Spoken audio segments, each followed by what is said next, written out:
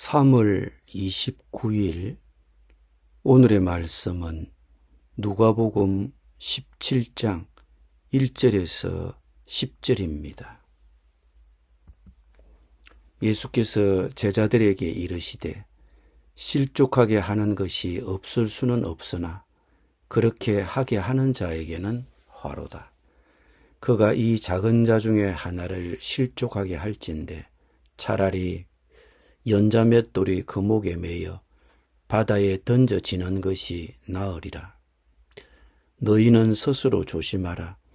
만일 네 형제가 죄를 범하거든 경고하고 회개하거든 용서하라. 만일 하루에 7번이라도 네게 죄를 짓고 7번 네게 돌아와 내가 회개하노라 하거든 너는 용서하라 하시더라. 사도들이 주께 여짜오되 우리에게 믿음을 더하소서 하니 주께서 이르시되 너희에게 겨자씨 하나일 만한 믿음이 있었더라면 이 뽕나무들어 뿌리가 뽑혀 바다에 심기어라 하였을 것이요 그것이 너희에게 순종하였으리라. 너희 중 누구에게 밭을 갈거나 양을 치거나 하는 종이 있어 밭에서 돌아오면 그들어 곧 와 앉아서 먹으라 말할 자가 있느냐. 도리어 그들어 내 먹을 것을 준비하고 띠를 띠고 내가 먹고 마시는 동안에 수종 들고 너는 그 후에 먹고 마시라 하지 않겠느냐. 명한 대로 하였다고 종에게 감사하겠느냐. 이와 같이 너희도 명령받은 것을 다 행한 후에 이르기를 우리는 무익한 종이라 우리가 하여야 할 일을 한 것뿐이라 할지니라. 아멘.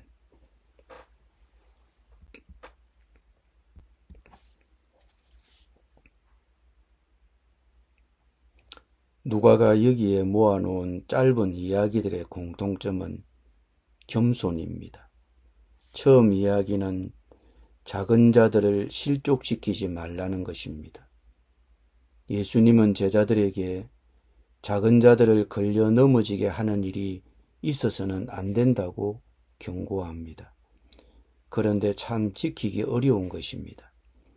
아무리 신앙생활을 오래 해도 우리는 모두 실수할 수 있는 사람들입니다. 그럼에도 불구하고 예수님은 걸려 넘어지게 하는 일들이 생기지 않을 수는 없지만 그러한 일들을 일으키는 사람은 화를 당할 것이라고 말씀합니다. 한 걸음 더 나아가 예수님은 경고합니다. 이 작은 사람들 가운데 하나를 걸려 넘어지게 하는 것보다 차라리 자기 목에 큰 맷돌을 매달고 바다에 빠지는 것이 나을 것이다. 실족시키는 일을 하느니 죽는 것이 낫다는 것입니다. 그러면 여기서 작은 사람이란 누구를 가리키는 말입니까? 신앙생활을 처음 하는 사람, 신앙세계에 막 눈을 뜬 어린 사람들을 가리키는 말입니다. 그런데 그런 사람들이 실족할 위험이 있습니다. 어린 신자들이 먼저 믿은 사람들에게 실망을 하게 되면 신앙생활에서 떠날 위험이 있습니다. 물론 먼저 믿은 사람들이라고 해서 천사들은 아닙니다. 그런데 처음 믿은 사람들이 먼저 믿은 사람들의 그런 연약한 모습을 보면 실망하게 되고 교회를 떠날 우려가 높은 것이 사실입니다. 이런 것을 두고 예수님이 말씀하시길 이 보잘것없는 사람 가운데 누구 하나라도 죄짓게 하는 사람은 그 목에 연자맷돌을 달고 바다에 던져져 죽는 편이 오히려 나을 것이다 라고 하신 것입니다. 물론 문자 그대로 죽으라는 뜻은 아니겠지요.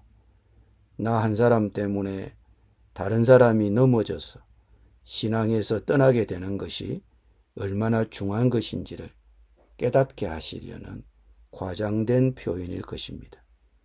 먼저 믿은 사람들은 언제나 겸손해야 합니다. 우리가 언제나 절대적으로 옳은 것도 아니고 늘 부족하며 실수할 수 있다는 것을 알아야 합니다. 그래야 사람들이 그 겸손한 것을 보고 실족할 위험이 줄어지는 것입니다. 두 번째 이야기는 용서에 관한 것입니다.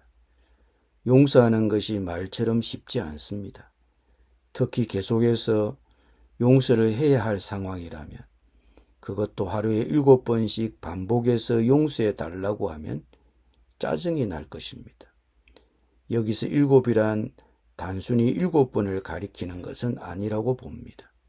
성경에서 7이란 더 채워질 수 없는 완전한 수를 가리킵니다.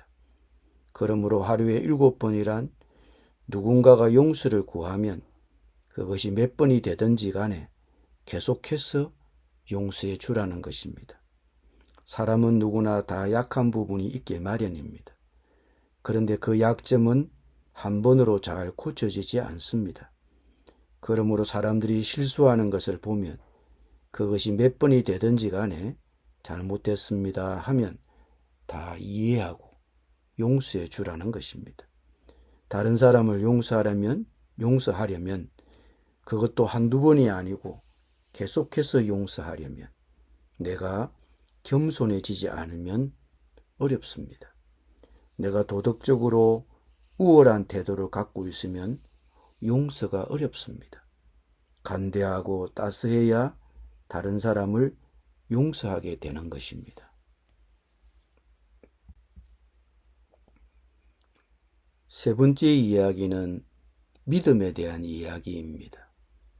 예수님의 이야기가 계속되고 있을 때 제자들이 갑자기 예수님께 이렇게 말했습니다. 우리에게 믿음을 더하여 주십시오. 왜 제자들이 갑자기 예수님께 이렇게 말했을까요? 예수님의 이야기를 듣고 있자니 자신이 없어진 것입니다. 작은 자들을 실족시키지 말라는 것도 그렇고, 사람들을 얼마든지 용서해 주라는 것도 그렇고, 제자들은 아무리 생각해도 자신이 없었던 것입니다. 자신들의 믿음이 부족한 것을 깨달은 것입니다. 예수님은 이렇게 답변하셨습니다. 너희에게 겨자씨 한 알만한 믿음이라도 있으면 이 뽕나무들을 뽑혀서 바다에 심기어라 하면 그대로 될 것이다. 예수님은 믿음을 더하려면 이렇게 해보라고 처방하지 않으시고 믿음의 결과에 대해서 말씀하셨습니다. 제자들은 더 크고 더 많은 믿음이 필요하다고 생각했을 것입니다.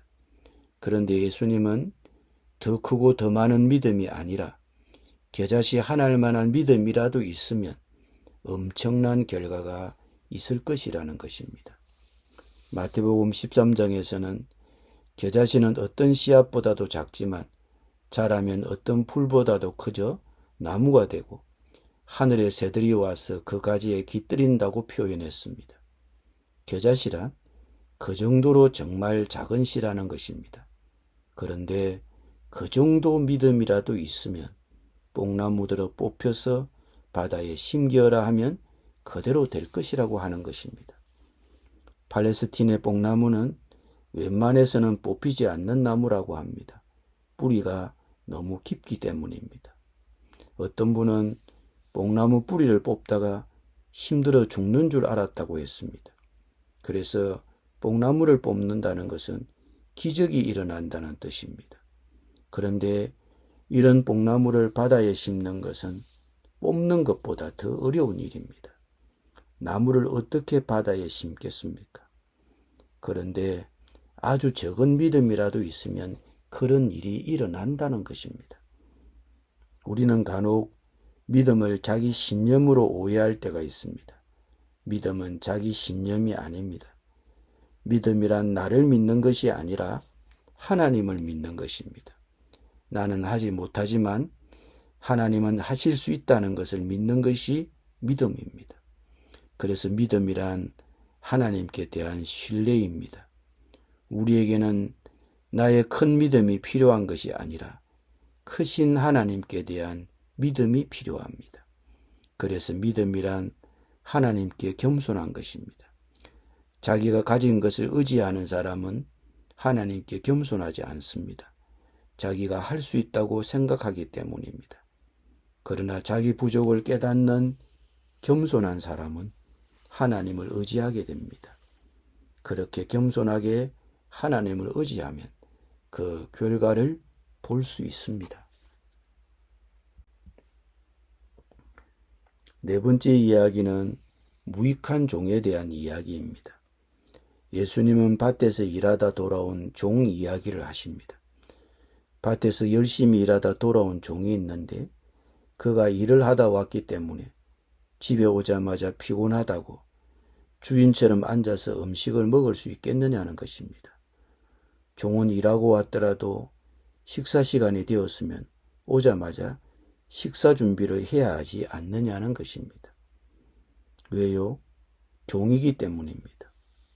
그렇지만 밭에서 일하고 집에 와서 쉬지도 못하고 또 일하는 것은 참 대단하지 않습니까? 그런데 그것만 가지고 내놓고 대단하다고 생각할 수 있겠느냐는 것입니다. 종인데 그게 종으로서 당연히 해야 될 일인데 말입니다. 그래서 10절에서 종은 이같이 말합니다. 우리는 무익한 종입니다. 우리는 마땅히 해야 할 일을 하였을 뿐입니다. 우리가 아무리 하나님을 위해 큰 봉사를 하고 내 돈 내고 땀 흘려 열심을 다해 일한다 해도 우리는 겸손해야 합니다. 자격 없는 무익한 종이 하나님을 위해 쓰임받았다는 사실에 감사할 뿐인 것입니다. 이렇듯 진정한 봉사는 진정한 감사에서 나와야 합니다. 그것은 또한 겸손한 마음에서 옵니다. 섬김도 겸손한 마음으로, 믿음도 하나님을 의지하는 겸손한 마음으로, 누군가를 용서해 주어야 할 상황이 생기면 우울한 자세가 아니라 겸손한 마음으로 그 작은 자들을 실족하게 하지 말고 겸손하게 소통하고 보듬어 안아줌으로써 섬겨야 합니다. 우리의 겸손이 믿음에서, 용서에서, 섬김에서, 작은 자들에 대한 배려에서 날탈할 수 있기를 바랍니다. 그렇다고 내세울 수 있겠습니까? 우리는 무익한 종입니다. 우리는 마땅히 해야 할 일을 하였을 뿐입니다. 기도드립니다. 주님, 겸손히 주님을 섬기기를 원합니다. 겸손한 마음으로 섬기고 겸손한 마음으로 용서하고 겸손한 마음으로 주님을 의지하게 하여 주옵소서. 그럼에도 마땅히 해야 할 일을 한 무익한 종임을 깨닫게 하여 주옵소서. 예수님의 이름으로 기도드립니다. 아멘.